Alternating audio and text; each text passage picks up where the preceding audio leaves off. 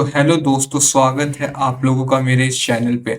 आज हम लोग जा रहे हैं बात करने दी अर्थ इन दी सोलर सिस्टम। ये है ज्योग्राफी का चैप्टर 1। और मुझे लगता है कि अगर ये आप पूरी एंड तक देखते हो वीडियो, तो आपका सारा डाउट यही वन शॉट में क्लियर हो जाएगा, 90% ऑफ द डाउट। क्योंकि मैं आपको पढ़ाने के बाद फिर उसी टाइम आपको दोबारा उसका रिवीजन भी करवाया हूँ। तो आशा करता हूँ कि आपको ये वीडियो पसंद आएगा। तो पहला टॉपिक है हम लोग का सेलेस्टियल बॉडी। सेलेस्टियल बॉडी क्या होता है? तो आप देखे होंगे कि रात को आपको सन, मून और ऑल अदर ऑब्जेक्ट्स जो साइन करते हैं, उन्हीं को कहा जाता है celestial body. The sun, moon and all the other object shining in the night are called celestial body. ठीक है। सेलेस्टियल बॉडी वो होते हैं जो आपको रात को दिखते हैं चमकते हुए। ठीक है। अब आप पूछोगे कि वो सब दिन में क्यों नहीं साइन करते हैं, वो सब सेलेस्टियल बॉडी? कॉमन सा बात है। तो दिन में इसलिए साइन नहीं करते क्योंकि दिन में सूरज का प्रेजेंस रहता है, तो सूरज के कारण जो ब्राइट सनसाइन रहता है, जो उसकी रोशनी की वजह से वो सब नहीं दिखते हैं। ठीक है। अब आप देखिएगा ना, जो मून होता है ना, वो आपका फुल मून होता है और न्यू मून होता है। फुल मून को कहते हैं पूर्णिमा और न्यू मून को बोलते हैं अमावस्या। मतलब न्यू मून मतलब आप कभी देखे होंगे ना कि मून पूरा ही छुप जाता है, और मून जब पूरा दिखता है तो उसको पूर्णिमा कहते हैं। अमावस्या मतलब आप वो कह सकते कि नहीं, हम लोग पहले कहते कि अरे चुड़ैल आ जाएगी ये वो। ठीक है। तो ये कैसे होता है? कभी फुल मून हो जाता है, कभी न्यू मून हो जाता है। बोलते हैं ना, shape of the moon keeps changing. तो ऐसा क्यों होता है? तो आपका जो मून होता है ना, वो रिवॉल्व करता है किसके अराउंड? अर्थ के अराउंड। और जो अर्थ होता है वो रिवॉल्व करता है किसके अराउंड? सन के अराउंड। ठीक है। इसलिए होता है। अब मैं बताता हूँ। देखिए, ये आप मेरे कर्सर को देखिए, ये है सन डायग्राम में, बीच में है अर्थ और ये है मून। तो ना, मून हम लोग को कब दिखता है? तो सुबह के टाइम में तो दिख नहीं सकता है, कॉमन सा बात है, रात के टाइम में दिखेगा। तो ये देखिए, इंडिया की तरफ मैं पॉइंट आउट किया हूँ नाइट। ठीक है। तो जब सन से रे आते हैं, वो कब? वो जब सब सन से रे आते हैं, मून में इंटरेक्ट करते हैं, और फिर मून से रिफ्लेक्ट करके जब हम लोग की तरफ पड़ते हैं, तो हम लोग को वो दिखता है। समझे? इसलिए उस समय ये देखिए, यहाँ पे फुल मून होगा। ठीक है। अब आ जाते हैं कि जो कुछ सेलेस्टियल बॉडी होते हैं वो बहुत बड़े होते हैं और गर्म होते हैं। ठीक है। जैसे उनके पास हीट होता है और लाइट होता है, वही लोग को कहा जाता है नोन एज स्टार्स। उन सेलेस्टियल बॉडी लोग को हम लोग स्टार कहते हैं। For example sun. सन भी एक स्टार है, पर सबसे छोटा स्टार है। ठीक है। आप कहेंगे कि चलिए, सन तो आपका स्टार है, छोटा स्टार है, पर जो बाकी के दूसरे स्टार है, वो लोग उतने ब्राइट क्यों नहीं होते हैं? अब वो लोग से हम लोग को उस टाइप का गर्मी क्यों नहीं एहसास होता है जो हम लोग को सन से होता है? तो उसका मेन रीजन है डिस्टेंस। क्योंकि जो दूसरे स्टार है वो देखने में हमें छोटे लगते हैं, क्योंकि बहुत ज्यादा दूर है हम लोग से प्लेस। ठीक है। और जो सन, उन लोग के कंपैरिजन में जो कि छोटा है रियल में, लेकिन वो सामने है डिस्टेंस में, इसलिए हम लोग को बड़ा लगता है। ठीक है। जैसे आप देखिएगा एरोप्लेन। एरोप्लेन रियल लाइफ में क्या बहुत बड़ा होता है। ठीक है। लेकिन वही बात है, जब ऊपर उड़ रहा होता है स्काई में, पर दूर से दिखने में क्या लगता है कि एरोप्लेन अरे बहुत छोटा है, इसको तो हम लोग हाथ में ही पकड़ लेंगे। पर ये क्या पॉसिबल नहीं है? तो अभी क्या सीखे हम लोग? सेलेस्टियल बॉडी के बारे में पढ़े। सेलेस्टियल बॉडी बेसिकली होता क्या है? जो भी ऑब्जेक्ट, चाहे सन हो, मून हो, जो कि रात को चमकता हो, उसको कहते हैं सेलेस्टियल बॉडी। ठीक है। शेप क्यों चेंज होता है मून का? तो उसका मेन रीजन होता है कि जो रोटेशन ऑफ मून होता है। ठीक है। पहले सन से रिफ्लेक्शन का मेन वजह होता है कि सन से रिफ्लेक्ट करेगा मून मून में, फिर उसके बाद जब वापस करता है तो हम लोग को दिखता है। ठीक है। तो चलिए, अब हम लोग आगे बढ़ते हैं। अब आ जाते हैं कॉन्स्टिलेशंस क्या होते हैं। तो कॉन्स्टिलेशंस कुछ नहीं होते, ग्रुप ऑफ स्टार कोई स्ट्रक्चर फॉर्म करेंगे। ठीक है। जब बहुत सारे ग्रुप ऑफ स्टार एक स्ट्रक्चर फॉर्म करते हैं तो उसे कहते हैं कॉन्स्टिलेशन। ठीक है। फॉर एग्जाम्पल, उर्सा मेजर का आप नाम सुने होंगे, जिसको कहते हैं सप्तऋषि। ये क्या होता है? ये भी आपका कॉन्स्टिलेशन। देखिए, ये एक डायग्राम या शेप फॉर्म कर रहा है। ठीक है। इसमें टोटल 7 स्टार होते हैं, 1 2 3 4 5 6 7। इसमें से देखिएगा, ये स्टार थोड़ा हट गया है। क्यों ये हट गया है ना? इसका एक सिग्निफिकेंस है।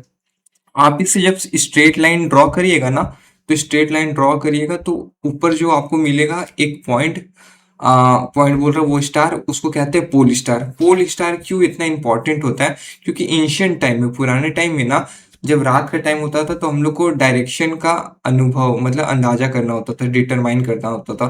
तो रात देखिए सुबह के टाइम टाइम में तो आप सन को देख के आप डायरेक्शन डिटरमाइन कर लेते थे कि अरे सन उगता है ईस्ट की तरफ से तो अपोजिट साइड वेस्ट होगा। लेकिन रात के टाइम में हम लोग यही जो पोलर स्टार है ना इसको देख के इंडिकेट करते थे डायरेक्शन, क्योंकि ये इंडिकेट करता था नॉर्थ पोल को। कॉमन सी बात है, अगर पोलर स्टार जिधर उधर नॉर्थ पोल है तो उसके अपोजिट क्या होगा, साउथ पोल। ठीक है, तो ये एंशियंट टाइम में हम लोग को हेल्प करता था। अब देखेंगे कि जो कुछ कॉन्स्टिलेशन बॉडी होते हैं, ठीक है, उनके पास खुद का हीट और लाइट नहीं होता है स्टार्स की जैसा। ठीक है, तो उनको क्या कहा जाता है, प्लैनेट कहा जाता है। क्योंकि जो प्लैनेट होते हैं ना ही उनका खुद का हीट होता है ना ही खुद का लाइट वो फेंकते हैं। ठीक है, उनके पास हीट मतलब उनके पास लाइट कैसे पहुंचता है, तो कॉमन सा बात है सन से पहुंचता है। ठीक है, अब देखेंगे प्लैनेट का सबसे बड़ा एग्जांपल है हम लोग का अर्थ, जिसमें हम लोग रहते हैं। ठीक है, अब अर्थ के अराउंड क्या मैं बताया था, अर्थ के अराउंड कौन घूमता है, मून घूमता है। अब मून को जो भी ना प्लैनेट का अराउंड घूमता है ना उसको कहा जाता है सैटेलाइट। ठीक है, तो अर्थ के अराउंड घूमता है सैटेलाइट, जो कि है मून, मतलब मून घूमता है अर्थ के अराउंड। ठीक है, ये तो मैं आपको पहले ही बता दिया था। अब सोलर सिस्टम क्या होता है, सोलर सिस्टम कुछ नहीं होता है। सोलर सिस्टम क्या होता है, सन और उसके अराउंड जितने भी प्लैनेट्स घूमते हो उनको कलेक्टिवली हम लोग सोलर सिस्टम कहते हैं। ठीक है, सन एंड 8 प्लैनेट।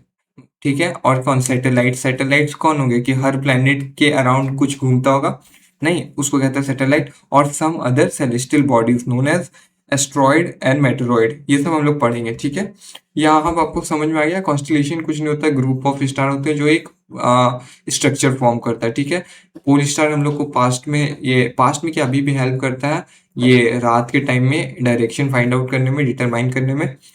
कुछ सेलेस्टियल बॉडी का क्या होता है, कुछ सेलेस्टियल बॉडी देखिए, कुछ सेलेस्टियल बॉडी के पास हीट और लाइट होता है, और जिनके पास नहीं होता है उनको क्या कहा जाता है, प्लैनेट कहा जाता है। प्लैनेट का सबसे बड़ा एग्जांपल अर्थ। अर्थ के पास है क्या सैटेलाइट, हाँ है, मून। मून क्यों अर्थ का सैटेलाइट है, क्योंकि वो अर्थ के चारों ओर रिवॉल्व करता है। ठीक है, सोलर सिस्टम क्या होता है, सोलर सिस्टम एक सन कंसिस्ट करेगा और उसके अराउंड जो प्लैनेट्स घूमते हैं उनको कलेक्टिवली सोलर सिस्टम कहते हैं, और कुछ कुछ अदर सेलेस्टियल बॉडी जैसे कि एस्ट्रॉइड और मेटेरॉइड घूमते रहते हैं। ठीक है, इतना क्लियर हो गया, अब आगे बढ़ते हैं। अब आप देखिएगा ना, देखिए ध्यान से, यहाँ सन है, यहाँ टोटल आपको 8 प्लैनेट दिख रहे होंगे, जिसमें मरकरी, वेनस, अर्थ, मार्स होगा। फिर बीच में आपको डॉट डॉट दिख रहा है, ये असली में रॉक से बड़े बड़े, जिनको कहा जाता है एस्ट्रॉइड। ठीक है, और यहाँ बहुत सारे एस्ट्रॉइड है, बड़े बड़े रॉक है, इसलिए इसको एस्ट्रॉइड बेल्ट कहा जाता है। फिर इसके आगे आपको 4 ये दिख रहे होंगे प्लैनेट। ठीक है, अब जो ये अंदर के जो 4 प्लैनेट है इसको कहते हैं हम लोग इनर प्लैनेट, जो जो बाहर के 4 प्लैनेट है इन्हें कहते हैं हम आउटर प्लैनेट।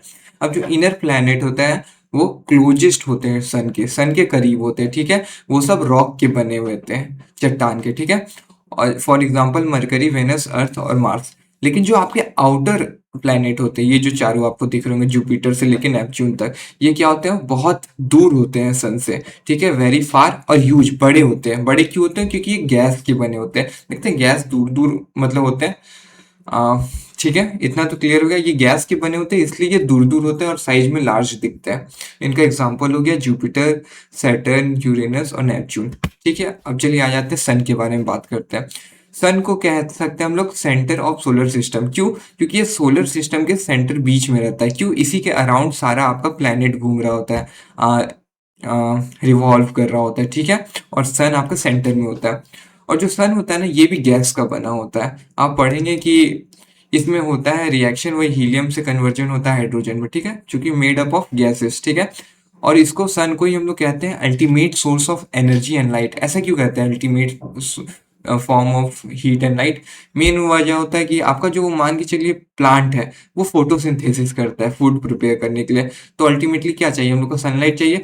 और वही प्लांट को हम लोग कंज्यूम करके हम लोग धीरे धीरे ग्रो कर रहे हैं, तो कह सकते हैं एक तरह से कि अल्टीमेट फॉर्म ऑफ एनर्जी क्या है, सन है। और सन की वजह से आपको बाद में पता चलेगा फ्यूचर में कि क्लाउड फॉर्मेशन बहुत चीज होता है। ठीक है, अब आपके दिमाग में ये भी आ रहा होगा कि यार बीच में सन है और ये प्लैनेट बार बार इधर रोटेट करती है तो ये गिर क्यों नहीं जाता। तो उसका मेन वजह है ना ग्रेविटेशन फोर्स। सन का ना खुद का एक ग्रेविटेशन फोर्स होता है। ठीक है, कि ये अट्रैक्ट करके रखता है, समझे, कि, कोई चांस ही नहीं ये गिरेगा।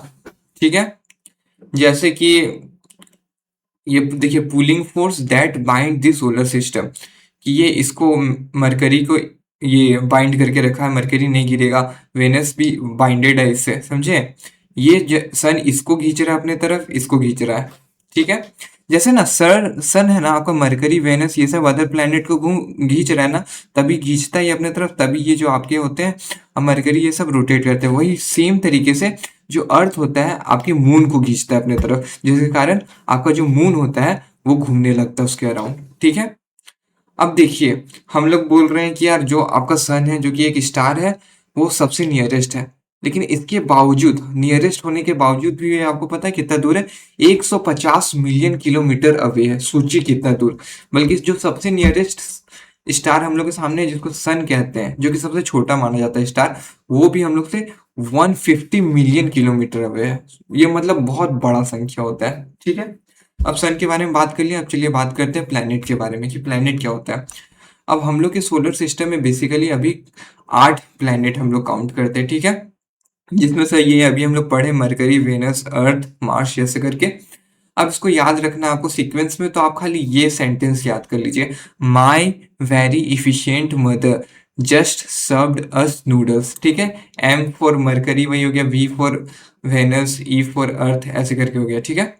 अब आप देखेंगे ना जो ये आपका प्लेनेट है ना, ये रिवॉल्व करता है ना अर्थ के, ये सन के अराउंड, तो आप देखेंगे ना ये एक फिक्स्ड पाथ को फॉलो करता है, ठीक है, एक फिक्स्ड रास्ता को। इसी रास्ता को हम लोग ऑर्बिट कहते हैं, ठीक है। ये जो फिक्स्ड पाथ को फॉलो कर रहा है ना, इसी को ऑर्बिट कहते हैं, ये वाला देखिए मेरे कर्सर को, ठीक है। अब जो ये आपका ऑर्बिट होता है ना, ये सर्कुलर वे में नहीं होता, ये होता है इलिप्टिकल शेप का।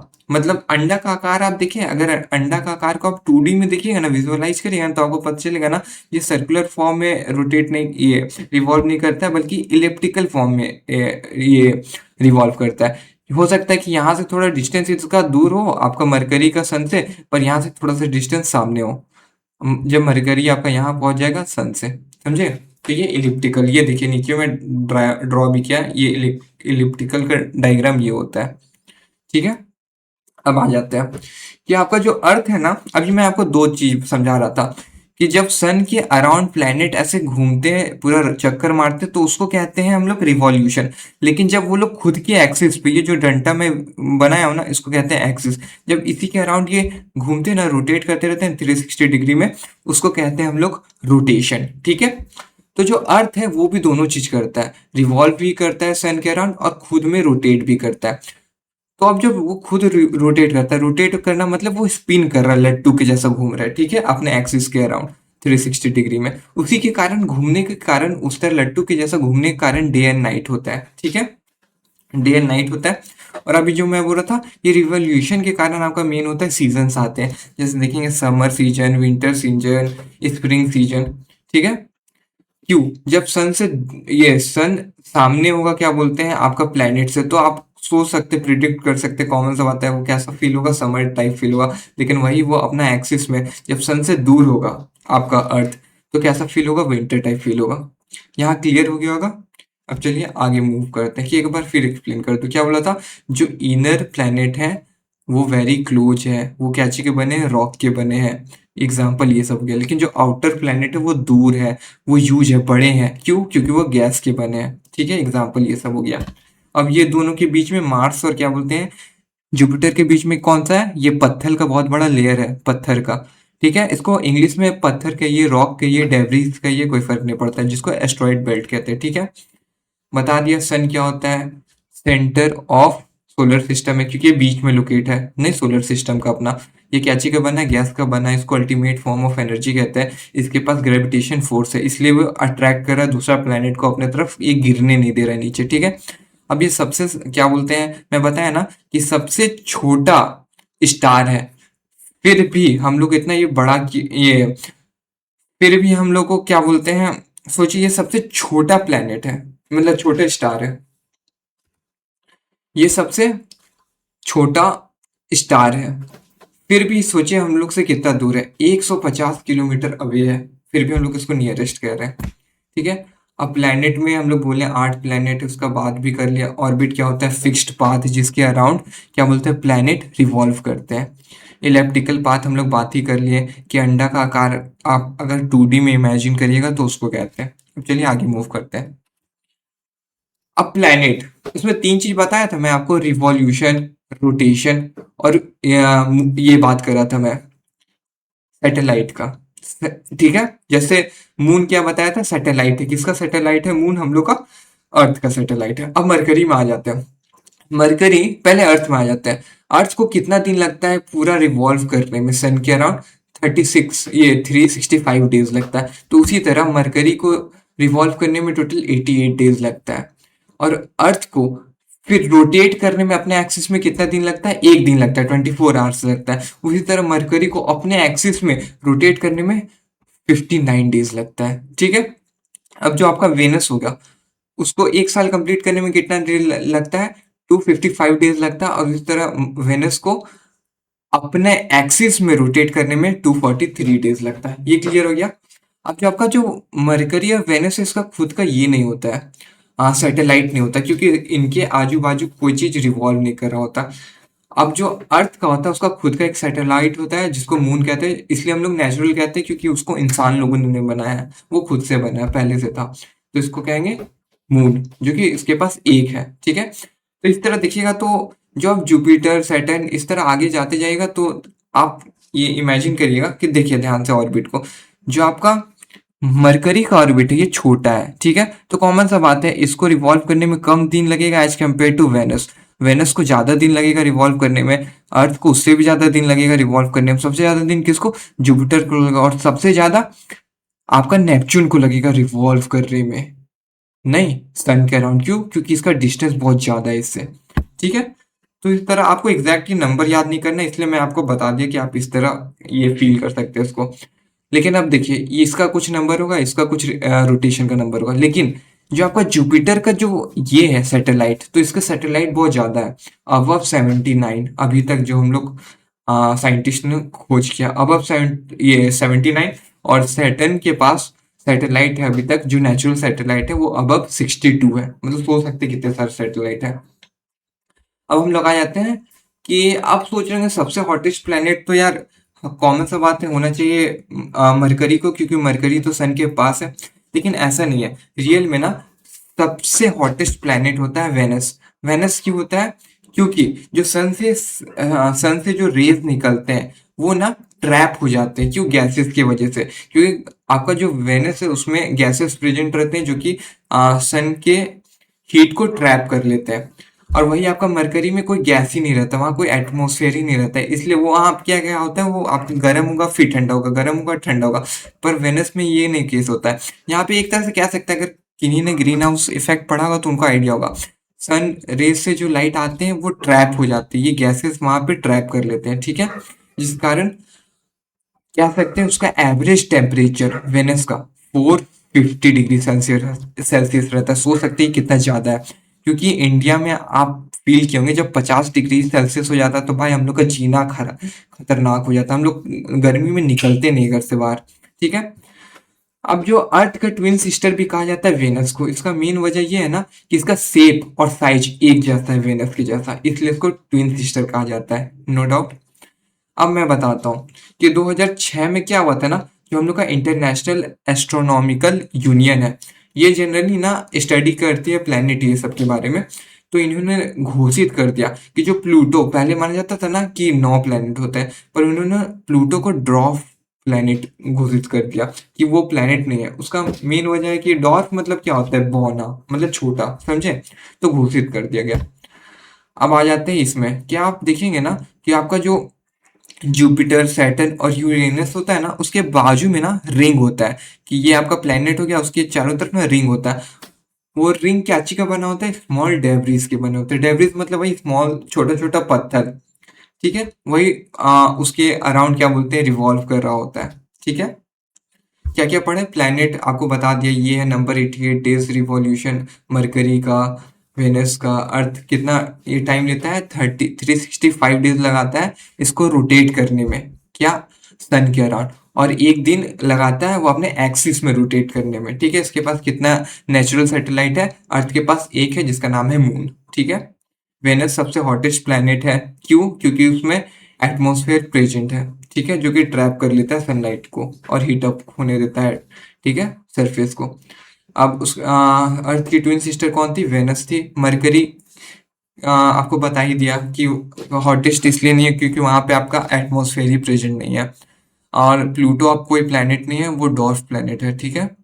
और जुपिटर, सैटर्न और यूरेनस के आपको बगल में आपको दिखेगा रिंग, जो कि होता है स्मॉल डेब्री। डेब्री मतलब रॉक, मतलब वो रॉक का बना होता है, छोटे छोटे रॉक का, ठीक है। अब आगे बढ़ते हैं। अब आ जाते हैं अर्थ में। अर्थ जो कि हमारा प्लेनेट है, ठीक है, ये थर्ड नियरेस्ट प्लेनेट है सन से। आप देखेंगे कि ये देखिए थर्ड ही है ना, पहले मरकरी आता है, फिर वेनस आता है, फिर अर्थ आता है, तो तीसरा हुआ। और पांचवा लार्जेस्ट है। पांचवा लार्जेस्ट क्यों? आप देखेंगे ना, ये चारों के बाद ये इसी का नंबर आता है, मतलब साइज में, ठीक है, ये इन चारों के बाद, ठीक है। अब ये फ्लैटेंट है एट दी पोल्स। देखिए पोल्स ऊपर वाला को बोलते हैं, इधर वाला डायरेक्शन को पोल्स कहेंगे, ठीक है। इधर बोलते हैं नॉर्थ पोल, इधर साउथ पोल। तो यहाँ से ना ये चपटा होता है। तो अगर यहाँ चपटा नहीं होता तो इसको क्या कहते हैं? ये कौन सा शेप का होता है? स्फीयर शेप का होता है। पर इधर से चपटा है, इसलिए किसको क्या बोलते हैं इस डायग्राम को? इस 3D मॉडल को कहेंगे जियोइड, जियोइड, जियोइड, ठीक है। तो क्या होता है? ये जियोइड होता है। अर्थ का शेप क्या है? जियोइड शेप का है। क्यों? क्योंकि ये पोल की तरफ से चपटा है। जिस तरह आप देखेंगे शेप ऑरेंज का, क्या ऑरेंज चपटा रहता है? जिधर से हम लोग छीलते हैं उसको फाड़ते हैं, हाँ। अब जो अर्थ होता है उसको ब्लू प्लेनेट भी कहा जाता है। क्यों? क्योंकि आप अर्थ को जब ग्लोब में देखिएगा, मैप में देखिएगा ना, तो वो जो 70% है ना, पानी से घिरा हुआ है। इसलिए कह सकते हैं ओशन से घिरा हुआ है, इसलिए कहेंगे वो ऊपर से देखने में हम लोग को ब्लू अपीयर होता है, ठीक है। क्या अर्थ में लाइफ पॉसिबल है? हाँ पॉसिबल है। क्यों? वहां पर फेवरेबल कंडीशन है। फेवरेबल कंडीशन है मतलब वहां आराम से हम लोग वेजिटेशन, प्लांट ये सब ग्रो करते हैं और उसको खा लेते हैं, मतलब खा सकते हैं, खेती बाड़ी ये सब कर सकते हैं, ये मेरा कहने का मतलब है। फिर यहाँ पे ना ही ज्यादा गर्मी होता है, ना ही ज्यादा ठंडा होता है, मतलब ह्यूमन का सर्वाइवल के लिए बेस्ट जगह है। और तीसरा, यहाँ पे क्या है? वाटर का भी प्रेजेंस है और एयर का भी प्रेजेंस है। जीने के लिए हम लोग को पानी और सांस लेने के लिए हवा तो चाहिए। तो ये तीनों चीज है। क्या खेती बाड़ी कर सकते हैं? फेवरेबल कंडीशन है। ये ना ही ज्यादा गर्म है, ना ही ज्यादा ठंडा है। जैसे बोला था ना, ट्विन सिस्टर है आपका वेनस पर, वहां साइ ये life survival, human survival possible क्यों नहीं है? क्योंकि हद से ज्यादा गर्मी है वहां पे, इसलिए, जो कि हम लोग के अर्थ में नहीं है। ये ना ही ज्यादा गर्म है, ना ही ज्यादा ठंडा होता है। यहाँ पे आपको हवा भी मिलेगा और एयर भी मिलेगा, ठीक है। अब आ जाते हैं मून पे, कि मून क्या है। तो मून आपको शुरू से मैं बोल रहा हूँ कि एक नेचुरल सैटेलाइट है, मतलब ये सैटेलाइट है ऑफ अर्थ। अर्थ का सैटेलाइट क्यों है? क्योंकि ये अर्थ के अराउंड रिवॉल्व करता है, ठीक है, वो चक्कर काटता है। अब जो आप देखिएगा ना अर्थ का डायमीटर, तो ये 1/4 है डायमीटर ऑफ आपका अर्थ। मान चलिए अगर अर्थ का डायमीटर 100 है, ठीक है, तो आपका मून का डायमीटर है, होगा 25।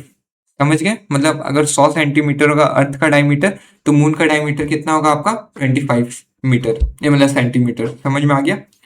आप कह सकते हैं कि हम लोग को इतना बड़ा क्यों नजर आता है मून अर्थ से देखने में, जबकि वो रियल में बहुत छोटा है। क्योंकि उसका डायमीटर तो 25% है, मतलब 1/4 है ना अर्थ के डायमीटर का। तो उसका भी मेन रीजन वही डिस्टेंस है। अब वो डिस्टेंस में यार बहुत सामने है, इसलिए हम लोग को ऐसा विजुअलाइज होता है कि वो बहुत बड़ा है। वही आप स्टार सब जो कि रियल में बहुत बड़े होते हैं, पर वो डिस्टेंस में मतलब बहुत ज्यादा दूर है अर्थ से, इसलिए हम लोग को देखने में छोटे नजर आते हैं, ठीक है। ये है असली में बहुत सामने, मतलब कंपैरेटिवली स्टार लोग के कंपैरेटिवली देखा जाए, तो इसलिए हम लोग को बड़ा लगता है दिखने में।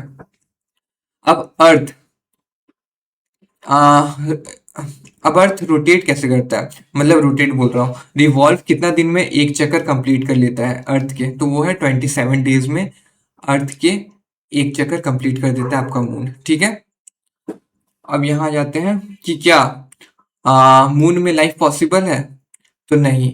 क्यों? वहां पर फेवरेबल कंडीशन नहीं है, आप वहां पर खेती बाड़ी नहीं कर सकते, वहां पे पानी का एबिलिटी नहीं है और ऑक्सीजन नहीं है, वहां आप सांस नहीं ले सकते हैं, ठीक है। आप देखेंगे ना कि हम लोग जब मून को देखते हैं ना, तो हम लोग को वहां धब्बा धब्बा जैसा कुछ अपीयर होता है। ऐसा क्यों होता है? तो वहाँ इरेगुलर सरफेस के कारण। जैसे हम लोग का अर्थ में कैसे माउंटेन, प्लेन्स, डिप्रेशन ये सब है ना, नहीं, गहरा जगह, तो उस तरह डिट्टो सेम आपका क्या बोलते हैं ये मून में भी होता है, इसलिए हम लोग को ऐसा दिखता है कि यार मून में जैसे दाग धब्बा जैसा है। ठीक है। अब जो आपका होता है ना spinning time of earth and moon same है। Spinning time of earth and moon same है, इसका मतलब मान चलिए ये आपका अर्थ है और ये आपका मून है, क्या बोलते हैं, ठीक है, और दोनों जगह एक एक आदमी खड़ा कर दिया। अब दोनों 360 डिग्री से रोटेट करेगा ना, क्योंकि दोनों का स्पिनिंग टाइम तो सेम है, समझे, टाइम सेम है मतलब स्पीड सेम है। तो ना जब 360 रोटेट करने के बाद में ना आप देख ऐसा अपियर होगा ना कि दोनों फिर से एक रोटेशन कंप्लीट करने के बाद एक दूसरे को सीधा दिख रहा है, जैसे यहाँ दिख रहा था, समझे। चलिए फिर से रिवाइज कर लेते हैं। अर्थ क्या है?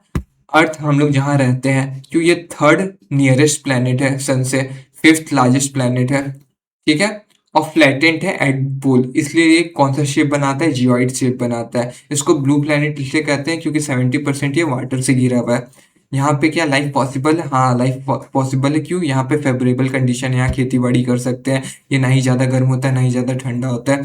यहाँ पे पानी और हवा दोनों का प्रेजेंस है, ठीक है। अब मून क्या है? आपका मून भी एक सेलेस्टियल बॉडी है। ये आपका सैटेलाइट है। सैटेलाइट क्यों है? क्योंकि ये अर्थ के अराउंड रिवॉल्व करता है। इसका डायमीटर 1/4 है, जो कि मैंने आपको बताया।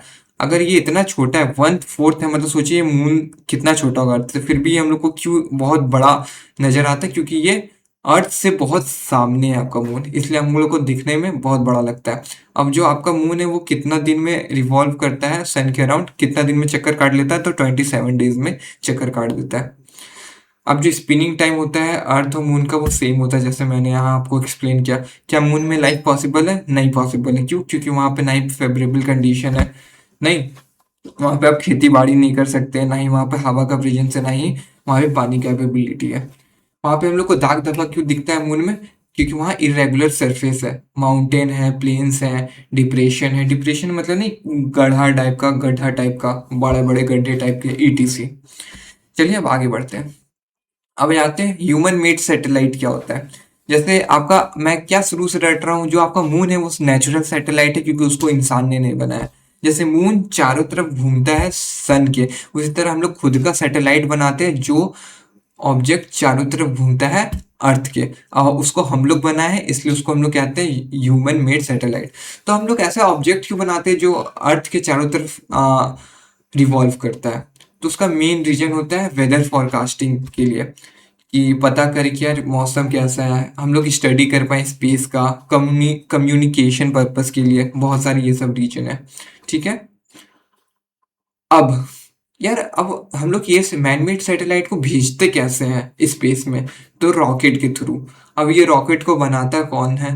तो भाई बहुत सारे नेशनल एजेंसीज होते हैं और क्या बोलते हैं प्राइवेट एजेंसीज होते हैं। नेशनल एजेंसीज में हो गया जैसे अमेरिका के लिए बनाता है आपका नासा, उसी तरह इंडिया के लिए आपका बनाता है इसरो, ठीक है। तो ह्यूमन मेड सैटेलाइट को कौन भेजता है? रॉकेट के थ्रू हम लोग भेजते हैं। अब आ जाते हैं एस्ट्रॉयड और मेटेरॉयड क्या होते हैं। अभी हम लोग एस्ट्रॉयड के पीछे बात किए थे, जिक्र किए थे कि देखे थे आप मून, ये मार्स और जुपिटर के बीच में ये जो बेल्ट है इसी को कहा जाता है एस्ट्रॉयड बेल्ट, ठीक है।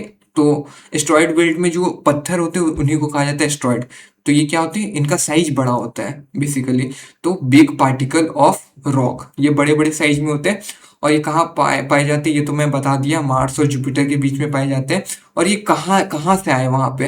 तो ये साइंटिस्ट लोग का मानना है, साइंटिस्ट लोग बिलीव करते हैं कि पहले हो सकता है एंशियंट टाइम में कोई प्लेनेट हुआ होगा जो कि ब्लास्ट कर गया होगा, एक्सप्लोड कर गया होगा, और उसी का टुकड़ा वहां पे नहीं अभी तैर रहा है, फ्लोट कर रहा है, समझे।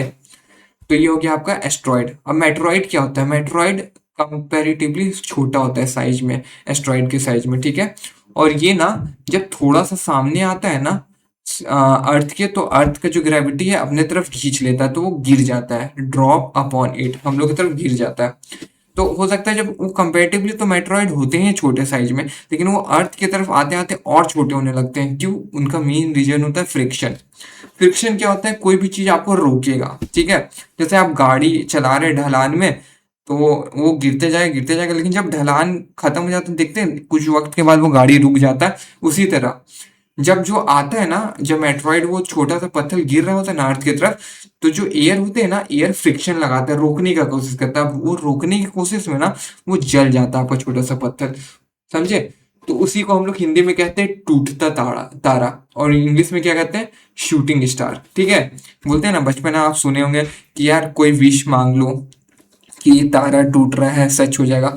पर आप साइंस पढ़े तो आपको पता होगा वैसा कुछ तारा वारा नहीं टूटता है। वही आपका जो मेटेरॉइड होता है वो गिर रहा होता है किसके तरफ, अर्थ की तरफ। क्यों? क्योंकि वो जो आपका ग्रेविटेशनल पुल ज्यादा लग जाता है, तो समझे? अब आ जाते हैं गैलेक्सी। गैलेक्सी क्या होता है? ये होता है आपका cluster of millions of star and cloud of dust and gases. कुछ नहीं, गैलेक्सी मतलब हो गया आपका जितने भी कंबाइंड सारे सोलर सिस्टम को मिला देना। सोलर सिस्टम में ही बहुत सारी चीज आता है, लेकिन अब जब अल्टीमेटली सारे सोलर सिस्टम को मिला देंगे ना, तो गैलेक्सी गैलेक्सी का फॉर्मेशन होता है। ठीक है, अब जो गैलेक्सी भी होते हैं ना, वो भी बहुत तरीके के होते हैं। हम लोग जो गैलेक्सी में रहते हैं उसको मिल्की वे कहते हैं। ठीक है, तो अब बहुत सारे गैलेक्सी मिलके बनाते हैं यूनिवर्स। ठीक है, देखिए सबसे तो देखिए सबसे पहले होता है आपका यूनिवर्स, जो सबसे ब्रह्मांड। ब्रह्मांड के अंदर, यूनिवर्स के अंदर बहुत सारी गैलेक्सी आती हैं। उनमें से एक गैलेक्सी में हम लोग रहते हैं जिसको मिल्की वे कहते हैं। अब हम लोग के गैलेक्सी में बहुत सारे सोलर सिस्टम है, उसमें से हमारा सोलर सिस्टम है। हमारे सोलर सिस्टम में बहुत प्लैनेट है, और उन प्लैनेट में से हम लोग अर्थ में रहते हैं, जो कि तीसरा नंबर में आता है। चलिए इसको भी रिवाइज कर लेते हैं। ह्यूमन मेड सैटेलाइट क्या होते हैं? जो ह्यूमन के थ्रू बनाए होते हैं, और वो भी मून के जैसा रिवॉल्व कर रहे होते हैं अर्थ के अराउंड। ठीक है, तो इसका रीजन क्या होता है? वेदर फोरकास्टिंग, स्पेस का स्टडी कर सके, ये सब रीजन होता है। कम्युनिकेशन पर्पस होता है, समझे? अब उसको भेजा कैसे जाता है? रॉकेट के थ्रू भेजा जाता है। एस्ट्रॉइड और मेटेरॉइड में फर्क क्या है? एस्ट्रॉइड साइज में बड़े होते हैं, मेटेरॉइड साइज में छोटे होते हैं। ये आपको कहाँ पाए जाते हैं? ये मार्स और जुपिटर के बीच में पाया जाता है। और जो मेटेरॉइड होते हैं ये मोटा मोटी पूरा कहीं भी पाई जाती है, क्योंकि इनका साइज ही बहुत छोटा होता है। ठीक है, अब ये साइंटिस्ट तो बताए थे कैसे एक प्लैनेट एक्सप्लोड किया होगा, तो उसका छोटा छोटा प्लैनेट, ये मतलब नहीं, बड़ा बड़ा पार्ट जो है वो फ्लोट कर रहा होगा। तो ये है रीजन। ये तो समझ में आ गया, फ्रिक्शन के थ्रू जल जल के फिर जब वो आता है तो हम लोग को लगता है वही टूटता तारा नहीं, बर्न हो जाता है। ये तो बता दिया मेटेरॉइड के बारे में। गैलेक्सी क्या होता है? कंबाइन जितना भी सोलर सिस्टम है ना, उन सबको कंबाइन करेंगे। जैसे हम लोग का सोलर सिस्टम है और बहुत सारे सोलर सिस्टम है, उनको कंबाइन करेंगे तो एक गैलेक्सी का फॉर्मेशन होता है। और हम लोग जो गैलेक्सी में रहते हैं उसको मिल्की वे कहते हैं। ठीक है, अब चलिए आगे बढ़ते हैं। अब चलिए आ जाते हैं कुछ इंटरेस्टिंग फैक्ट में। तो ये एस्ट्रोनॉमर्स क्या होते हैं? एस्ट्रोनॉमर्स वो होते हैं जो स्टडी करते हैं सेलेस्टियल बॉडी के बारे में और उनके मूवमेंट के बारे में। नहीं कि प्लैनेट्स क्या होते हैं, मून ये वो कैसे काम करता है, कैसे मूव करता है, ये सब। ठीक है, अब एशियंट टाइम में, पुराने टाइम में इंडिया के सबसे फेमस एस्ट्रोलॉजर, ये एस्ट्रोनॉमर जो थे, वो कौन थे? एस्ट्रोलॉजर तो अलग चीज हो जाएगा, एस्ट्रोनॉमर, सॉरी सॉरी, एस्ट्रोलॉजी में मैं कहाँ पहुंच गया। तो पुराने टाइम में एस्ट्रोनॉमर कौन थे? सबसे फेमस आर्यभट्टा। आर्यभट्टा को आप हिस्ट्री में पढ़ेंगे, मौर्य साम्राज्य के बारे में पढ़ेंगे, चंद्रगुप्त मौर्य के टाइम में ये उनके गुरु थे। तो एंशियंट टाइम में Aryabhata one of the famous astronomer थे। ठीक है, एस्ट्रोनॉमर। अब देखिए, आप सोचते होंगे कि यार सन से जब रे आता है तो अर्थ के सरफेस में पहुंचने में कितना टाइम लगता होगा? तो सोचिए 300,000 किलोमीटर पर सेकेंड लगता है। 300,000 किलोमीटर पर सेकेंड, मतलब सोच रहे हैं, इससे आप डिस्टेंस भी निकाल सकते हैं सन का अर्थ से कितना होगा, क्योंकि ये आपका स्पीड दिया है और ये टाइम दिया है। तो दोनों का आप मल्टीप्लाई करिएगा तो इनडायरेक्टली आपका क्या निकल जाएगा? आपका डिस्टेंस निकल जाएगा कि कितना दूरी में होगा। सोच रहे हैं इतना स्पीड से ट्रैवल कर रहा है आपका सन रे, फिर भी 8 मिनट उसको लगता है सन से अर्थ का सरफेस में पहुंचने में। सोचिए कितना ज्यादा है। अब नील आर्मस्ट्रॉन्ग, ये पहले इंसान थे जो कि मून में उतरे थे। कब उतरे थे? 21 जुलाई 1969 को नील आर्मस्ट्रॉन्ग। अगर ये वर्ल्ड के पहले इंसान थे तो इंडिया के कौन थे? तो वो है राकेश शर्मा। तो आशा करता हूँ कि आपको ये वीडियो अच्छा लगा होगा, और जितना हो सके इसे लाइक करिए और दूसरों को शेयर करिए। तब तक के लिए बाय बाय।